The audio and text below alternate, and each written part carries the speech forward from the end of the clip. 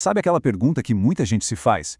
Por que algumas pessoas parecem aguentar uma pressão enorme e continuam firmes, enquanto outras parecem desmoronar com muito menos? Essa é a questão fascinante que a gente vai explorar hoje, mergulhando nessa relação complexa entre estresse e saúde mental. E a resposta, como vamos ver, é bem mais interessante do que parece. Para começar a entender isso, a gente precisa encarar o que os especialistas chamam de paradoxo do estresse. Ele mostra uma coisa que, à primeira vista, não faz muito sentido e nos obriga a procurar uma explicação melhor. Então, a grande questão é essa, né? Pensa só. Um soldado, numa zona de combate, lidando com um nível de estresse que a gente mal consegue imaginar.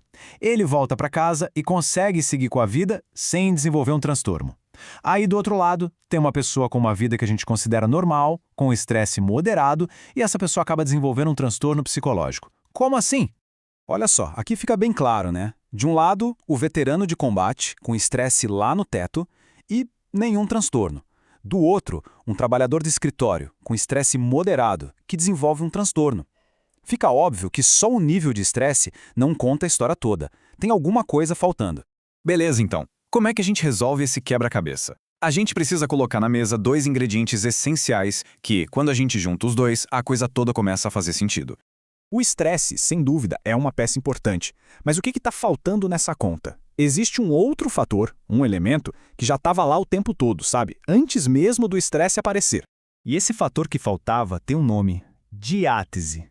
Parece um nome complicado, né? Mas a ideia por trás é bem simples, na verdade. Diátese nada mais é do que uma predisposição. É uma vulnerabilidade que a pessoa já carrega, que a torna, digamos, mais suscetível a desenvolver um certo problema. E essa tal de predisposição não é uma coisa só, sabe? Ela pode vir de vários lugares. Pode ser uma questão genética, herdada da família, pode ter a ver com experiências difíceis na infância, tipo um trauma, ou pode ser até um padrão de pensamento que a gente aprende, como um perfeccionismo extremo, que nos deixa mais vulneráveis.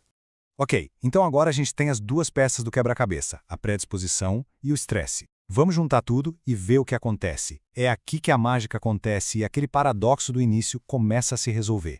O modelo diátese-estresse propõe essa fórmula, que é simples, mas muito poderosa. A ideia central é que para um transtorno aparecer, geralmente precisa dos dois juntos, uma predisposição que já existia e um gatilho de estresse que vem depois. Para a gente visualizar isso, imagina um gráfico. No eixo que sobe, o vertical, a gente tem o nível de predisposição, que vai de baixo para alto.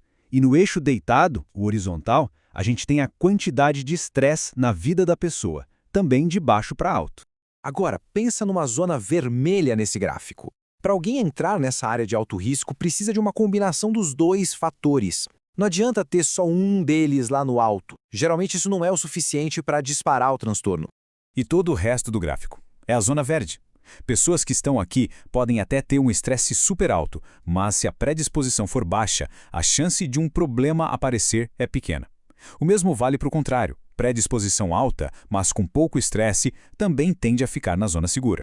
E pronto, está resolvido o paradoxo. O veterano de guerra, mesmo com todo aquele estresse absurdo, tinha uma predisposição baixa, então ele ficou na zona verde. Já o trabalhador de escritório, ele já tinha uma predisposição alta que estava ali, quieta. O estresse moderado do dia a dia foi só o empurrão que faltava para ele entrar na zona vermelha. Tá, a teoria é bonita, né? Faz sentido. Mas e na prática? Existem provas de que isso acontece mesmo no mundo real? Vamos dar uma olhada no que a ciência diz. A pesquisa é super clara sobre isso.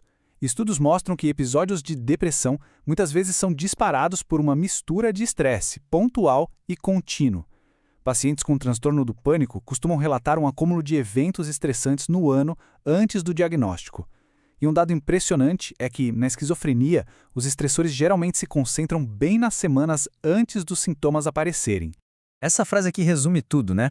Para muita gente, a predisposição é como se fosse um interruptor que está desligado. Ele pode passar a vida inteira assim. O estresse é como o dedo que vai lá e clica, liga o interruptor. Para a gente ter uma ideia do peso dessa predisposição, vamos usar a esquizofrenia de exemplo. Na população geral, o risco de alguém desenvolver esquizofrenia é bem baixo, menos de 1%. Agora, olha só que impressionante essa comparação. Se uma pessoa é filha de 2 pais com esquizofrenia, o risco dela salta para cerca de 40%. Isso mostra o peso gigantesco que a genética, a predisposição, pode ter. Mas, e aqui vem um ponto mais importante, Mais da metade dessas pessoas com essa predisposição altíssima não desenvolve o transtorno. Por quê? Porque muitas delas vivem vidas com níveis de estresse que não são altos o suficiente para ligar aquele interruptor, mantendo-as na zona verde. Para fechar, vamos usar uma analogia bem simples para essa ideia não sair mais da cabeça. E depois, vamos ver uma perspectiva mais moderna e, o mais importante, mais esperançosa. Pensa assim, a predisposição é uma pilha de lenha, bem seca. Sozinha, não acontece nada, né? Fica lá. O estresse é um fósforo aceso. Sozinho, ele queima e apaga. Não causa um grande estrago. Mas, e se a gente joga o fósforo aceso na pilha de lenha? Aí sim, a gente tem um incêndio. Um não faz o estrago sem o outro. Só que a história não acaba aí. E a parte boa é que o nosso entendimento sobre isso evoluiu. As teorias mais novas trazem uma visão mais completa e, felizmente, bem mais otimista. Esses modelos mais recentes adicionam um terceiro elemento que é fundamental: os fatores de proteção. Coisas como as estratégias que a gente tem para lidar com problemas, ter uma rede forte de amigos e família e a nossa capacidade de resiliência. Pensa nesses fatores como um sistema anti-incêndio, sabe? Eles podem impedir que o fogo comece, mesmo que a lenha esteja seca e o fósforo aceso. Então, a grande mensagem é essa: ninguém está fadado a ser refém da sua predisposição ou do estresse. E isso nos deixa com uma pergunta muito poderosa para refletir. Se a predisposição é a lenha e o estresse é o fósforo, o que cada um de nós pode fazer para construir o seu próprio abrigo à prova de fogo? A resposta para essa pergunta é onde mora a nossa esperança e o nosso poder de agir.